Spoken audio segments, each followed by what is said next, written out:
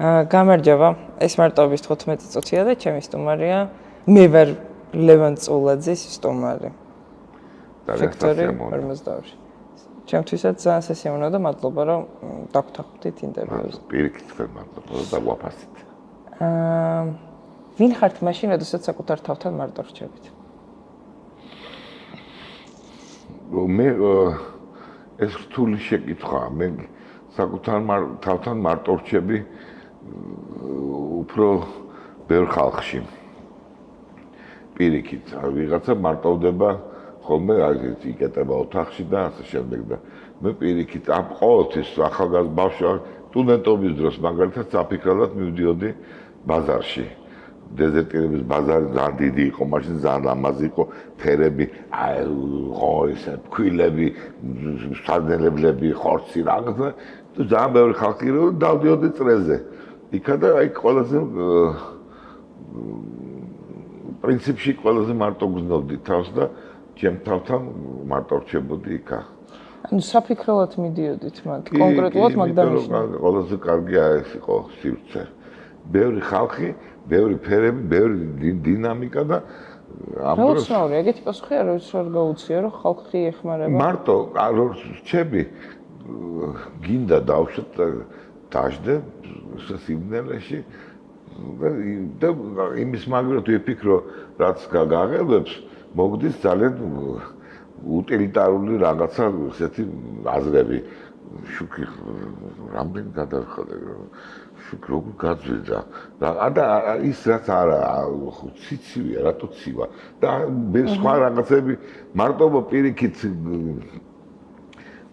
ბევრი აზრი მოდის ხო თავში პარალელურად და ის არასაჭირო აზრები ხშირად დომინირებს და როდესაც ბევრ ხალხიან სივრცეში ხარ იქ უფრო კონცენტრირებული ხარ ნუ ესე მეჩვენება და მოგწონთ ესე იგი ეს მდგომარეობა მარტო როდესაც ყოველთვის უფრო ეს უფრო ყველაზე საინტერესო აზრები მომდიოდა ხოლმე ესე როდესაც ბევრ ხალხში და ბევრ ფერებში ჯერ კიდევ ბევრი ის არის ესენია რაღაცა ხდება ხო ალბათ როგორც რეჟისორი ხო უფრო თორე ახლა შეყვარებულზე საფიქრებლად ალბათ ბაზარში არ მივდიოდი ალბათ იმაზე სულ ფიქრობ ხა ეგ სხვა არის მათ ვერც მოძებნი ადგილს ბავშვებიდან იყო თქვენი სურვილი რომ რეჟისორი გამხდარიყავით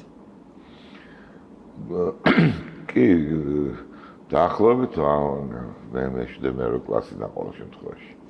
და თქვენი აზრით რეჟისორი რო არა ვინ გახდებოდეთ? ესე იყო რომ მე გერმანულად ლაპარაკობდი კარგად, იმიტომ რომ დედა გერმანულის პროფესორი იყო ჩემი და რაღაც ვიცოდი ბავშვობიდან კარგად და ესე ცოტა განსაზღვრული იყო რომ წავიდოდი გერმანულ ლიტერატურის ცოდნაში და ამიტომ ეს სკოლაშიც ესე მიყურებდნენ კარგად, რომ ეს მაინც მოეწყობა. მაშინ პრობლემა იყო ატესტატი, კარგი რომ გაეტნიათ და ცუდად რომ ჩაჭრილიყავი, სკოლას რაღაც პასუხი უნდა ეგო და ამიტომ მე წნარად მიყურებდნენ, მიწერდნენ ნიშნებს ხელის გარეშე, იმიტომ რომ ამას თავი კუჩი აქვს და ეს ძალიან მაღაზიანებდა, იმიტომ რომ თითქოს წინასწარ ჰქონდათ გაყვალული ჩემი გზა და ამიტომ და გადაუხვიეთ. ხო, სადაც მერვე კლასში ესე გადაუხვიე. მაინტერესებს თქვენი თვისებები, რომლებიც არ მოგწონთ.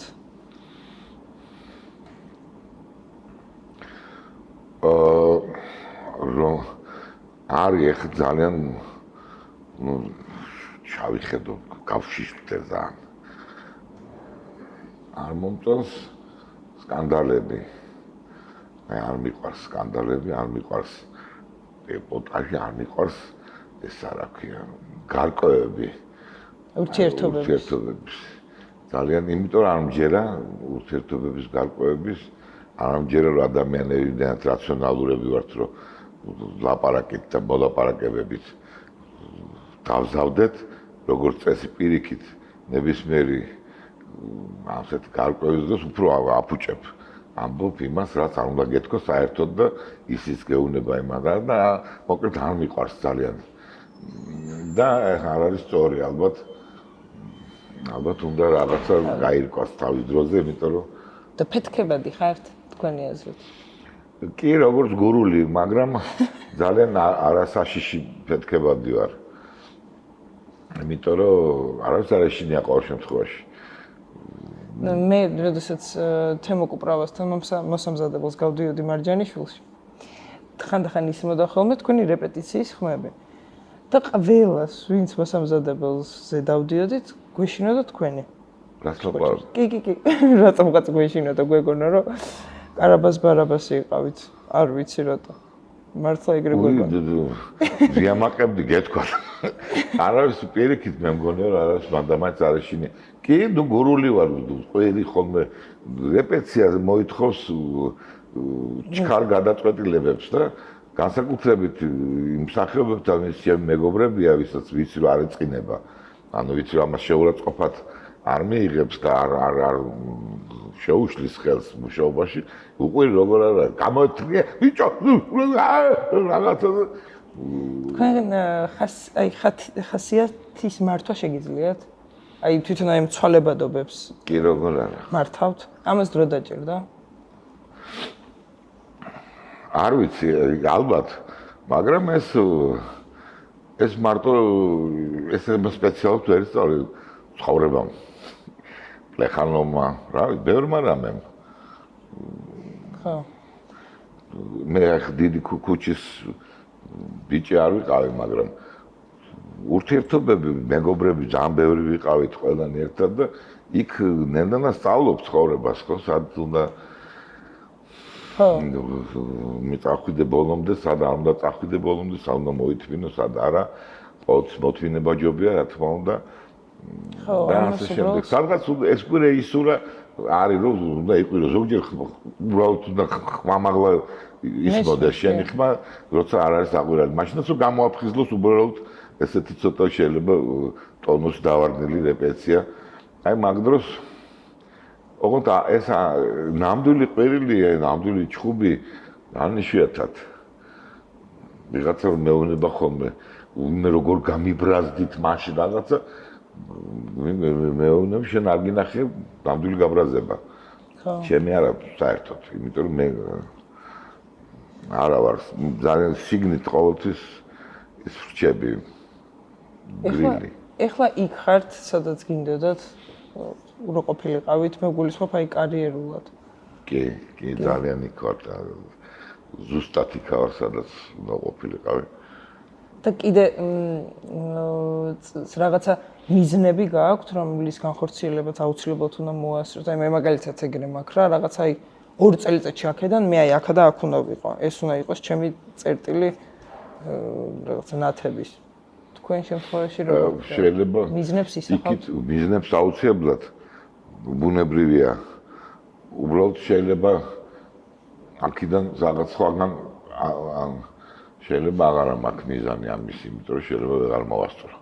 ამიტომ აქ მაქვს მიზანი, რომ ეს გახდეს რაღაცა. და შემდეგ რომ გახდება რაღაცა, ეხლა გახდეს კიდევ რაღაცა და ერთ თუ მოვასწრო, კიდე სხვაგან წავალ. რა მიზანსაც ისახავთ, ყველაფერს აღწევთ თქვენი აზრით? არა, ალბათ არა, მაგრამ ბევრს კი. ბევრს იმიტომ რომ ჯიუტად, ნუ გურულად. ბევრჯერ ვახსენეს ჩემი გურულობა, მაგრამ ნუ ეთყობა ხასიათის ნიშანია. ხო, ძალიან მაგარითი არ უნდა არ მიყვარს ისა. ხელით ჩამოშვებული ადამიანები. და ამიტომ იმას აქვს ნაპოლეონს ძალიან კარგი ფრაზა. რა ლამაზიაო, შესახედავად რა ლამაზია ადამიანი, რომელიც რაღაცა იდეისთვის იბრძვისო, თავისუფლებისთვის მაგალითად. და რას გავს ადამიანი, რომელიც მხოლოდ საკუთარი ქონების დასაცავად იბრძვისო. ეს არის ის ადამიანი, რომელიც რაღაცა იდეით წინ მიდის, ის შესახედავადაც ლამაზია. და რომელიც იცავს არსებულს, ის უშნოვდება. თუ გაქვთ რაღაცა პერიოდი ცხოვრების, ნუ დიდი ალბათობით გაქვთ, რომელმაც დაყო თქვენი ცხოვრება აი ამამდე და ამის შემდეგ. ნუ და დაცემას რო ეძახიან რა, ემოციურად რო ეცემა ადამიანი და მე უნდა ამობობღდეს და უკვე აბსოლუტურად სხვა სიმაღლეზე ადიხარ. კი რა თქმა უნდა, ძალიან მნიშვნელოვანია. დამარცხება ძალიან მნიშვნელოვანია. ერთადერთი სიმდიდრე, რომელსაც აგროვებს ადამიანი, ეს არის დამარცხება, რომელსაც ამოხსნი, რატო დამარცხდი. და შემდეგ გააგრძელებ ცხოვრებას. თუ ვერ მიხვდი, რატო დამარცხდი, ეს იგივეა, როდესაც ვერ მიხვდები, რატომ მიიღე წარმატება. ანუ ეს უკმად დაკარგული დროა. წარმატებაც არის მხოლოდ გამოცდილებისთვის, ხო?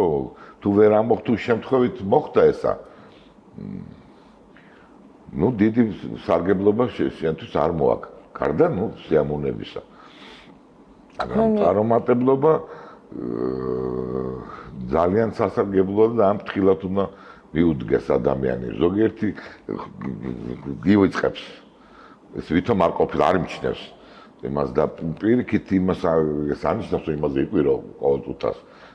მაგრამ ის ანალიზი უნდა აკეთო იმის ყოველთვის და გახსოვდეს ის, სად არის შენი სუსტი, შენი შეცდომები, სად უფრო უნდა გაძლიერდე.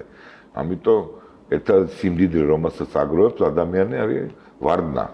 მაგრამ იმ პროცესში მყოფი ადამიანისთვის ძალიან რთულია ამის გაცნობიერება. ვარდნის დროს, როგორც ყვინთვის დროს, სულ უნდა იქნიო ხელები. ბოლო წუთამდე. აი არ კიდე ადამიანები, რომლებიც აი ვარდნის დროს ეშვებიან და კარგი ჩავიდე ფსკერამდე და მე თავიდან მეორე სუნთქვას დავიწყებ ხვალ რომ გავცოცხლდები და ხო, ანუ ტკბობაში ეს იგივე როდესაც აქედან სარგებლობას აღარ მიიღებ. ბოლო წამამდე ჩვენ პროფესიაში განსაკუთრებით, ნებისმიერ პროფესიაში განსაკუთრებით უნდა ბოლომდე უნდა იბრძოლო, იმიტომ ყოველთვის არსებობს საშუალება რაღაცა დაგეხ რაღაცა იპოვო ზაფი, რომელსაც ჩამოკიდე, მოკაჭავ და ამოყვინთავ ზევით. ამიტომ უნდა ეძებო ეს, არ მიყვარს ხელჩამოშებული ადამიანები და უძალო ადამიანები, აი ძალიან მიჭირს ასეთ ადამიანებთან ურთიერთობა. ხო, მესმის, მაგრამ აი თქვენი მეთოდი ანუ ეგ არის. თუ ყოფილ ხარ მსგავსი გურული ვარ. პოზიტივს ხედავთ აბსოლუტურად ყველაფერში. არ აუცილებლად.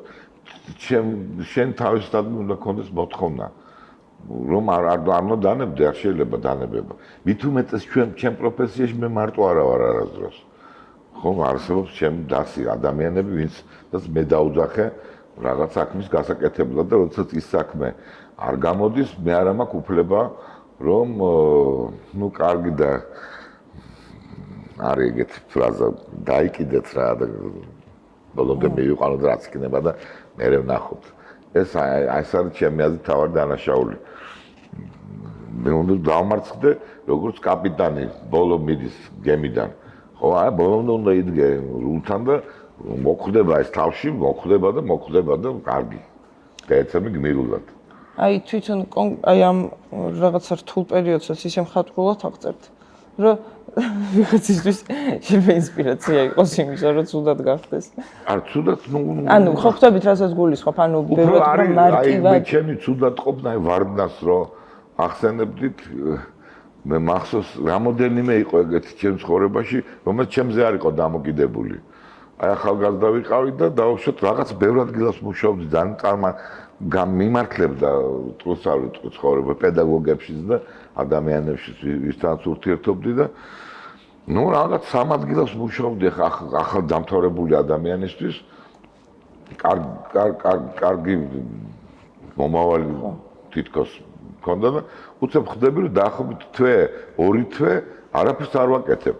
დავდივარ ამ სხვადასხვა იმაში ილუზიას ვქვნი რომ მუშაობ, არ რეპეტიციები არ აქვს. არ ვიზინებ ხვალინდელ პიესის თუ რაღაცის სიზმრით და არ ვიღვიძებ ამითი. ამა ვიზინებ ვაკონიაკი, რაღაცა გოგოები, რაღაცა. ანუ მე მივხვდი ორი თვე არის ეს ორი თვე იყო მთავარი კაშმარი ჩემ ცხოვრებაში, იმიტომ რომ მივხვდი რომ ეს მომეჩვენა რომ სამყარო მიდის რაღაც არაჩვეულებრივი მიმართულებით და მე სადღაც გადმომაგდეს მატარებ და გადავხვდი. და ვზივარ მასში აი ჩეულებრივ დროს ტარებაში. და რა მოიმოქმედეთ? უცნაური რამე გურულისთვის უცნაური რამე ეკლესიაში შევედი. რაღაც ნიკორწმინდაში.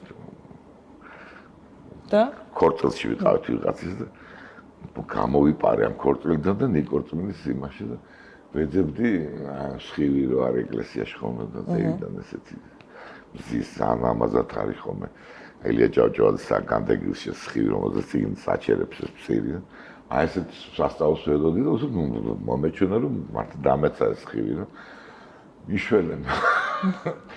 მიშველენ ოთხი ძალიან ბოდიში აწუხებთ ახლა მე ჩემი იმით მაგრამ ეხოცებით მე მგონი დავიღუპები და ეს მომეჩვენა რომ გავაგონე ხმა და ეს მართლა დაემთხვა თუ როგორ იყო მოვიდა რაღაცა შემომთავაზეს დადგმა რუსთაველში პირველი ჩემი დადგმა შემომთავაზეს მაშინ პროდუქტურა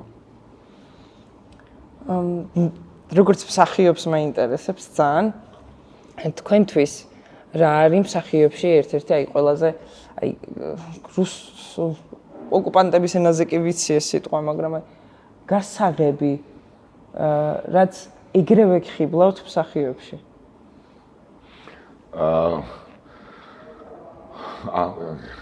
აი რა უნდა კონდეს მსახიობს არა ოკუპანტის ენაზე ვიტყვი flexibility თუ როგორ აი ტრანსფორმირების უნარი აი მსახიობი რომელიც ამოხსნი სცენაზე ან რომელიც ძალიან ბევრი პირადი აქვს სცენაზე რა თქმა უნდა პატივისცემას იმსახურებს და ნუ აი ესეც უნარია რომ გაშიშვლდე ადამიანების წინაშე მაგრამ გაცილებით ჩემთვის საინტერესოა მსახიობი რომელიც გარდასახვა არის ყველაზე მაღალი შტო ჩვენი ხელობის რომელიც თავის ფსიქოფიზიკას გიყვება არამედ სხვა ადამიანის ამბავს თამაშობს და ეს გავიწყდება რომ ეს სხვა არის და გჯერა რომ ეს მართლა სხვა არის და არ ვიცი რამოდენიმე მსახიობია ესეთი ალბათ ჯინ ჰეკმანი გარდაიცვალა საწყალი აი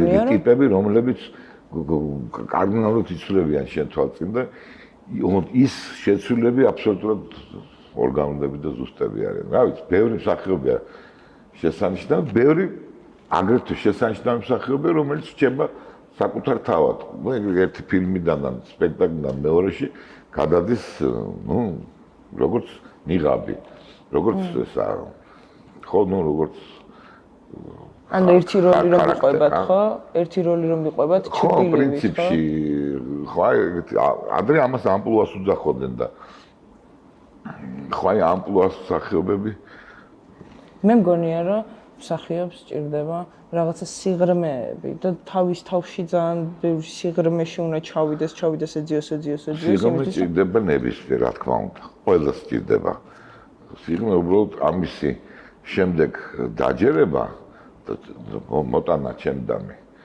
მაყურებელსაც გულისხმობ ეს არის მთავარი ხელობა ეხლა ცოტა რთულ რამე რო არ გადავიდე აი არის კმედიტი ანალიზი ხო მაშინ სტატისტიკის სისტემაში აი არის განსტის თეატრი რომელიც ეხლა ძალიან მოდაში არ არის მაგრამ პრივალირებს ცოტათი და არის კმედიტი ანალიზის თეატრი ანუ თეატრი რომელიც კმედით რიგს ეხმობა და ამ კმედიტი ანალიზის როდესაც მე განვიცდი ავიღებ ჩემს ელენთას და გიგდებ წინ და ეს არ არის ადვილი არამედ მე ვაგებ მოქმედებათა რიგს ისეც და მოქმედებ და ვცხოვრობ ისე რომ შენ და მივდივარ იგივე მდგომარეობამდე ლოგიკურად და ვინც ამას ფლობს მსახიობი იმის ფლობს ოქროს გასაღებს რომელიც თქვენ ბრძანეთ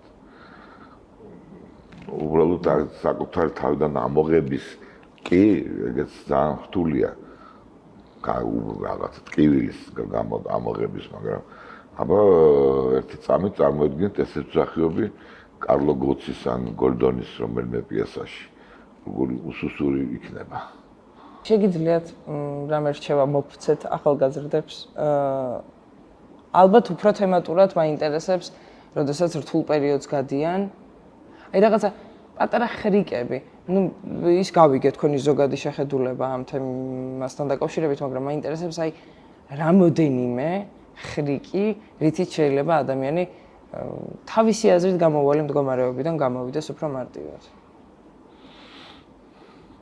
ვაიმე რთული ამბავი, მაგრამ იცით რა შეხედეთ გამოუვალ მდგომარეობას არა როგორც მტერს და გარდაულობას, არამედ როგორც გამოცდას, არამედ როგორც ნუ არის ნიჩეს ფრაზა, მე ჩემ განსაცდელს ვეგებები როგორც ტყუპ ძმასო, რომელიც დიდი ხანია დამაშორესო. ომზეც არის ლაპარაკი. და ამიტომ განსაცდელსო ველოდები არ. შეხედეთ ამას როგორც ბრძოლის ახალ გამოწვევად და ნუ მიბაძავთ სხვას, ეს არის მთავარი. ნუ ჩაიცვამ წყვის ტანსაცმელს. ნუ გაივლით სხვების გატკეპნელ გზაზე. იმიტომ რომ ის გატკეპნა ვიღაცამ და ის გამდიდრდა იმითი რომ გატკეპნა და იმიტომ რომ ისწავლა სიარული და თქვენ სხვის გატკეპნელზე ვერაფერს ვერ ისწავლით, უბრალოდ შეიძლება ცოტა ადრე მიხვიდეთ. ყველამ ჩვენი ბილიკი ვიპოვოთ? გატკეპნეთ მისი ბილიკები. ივანე წინასწარმეტყველის მიხედვით. ძალიან დიდი მადლობა. მადლობა. დიდი მადლობა თქვენ.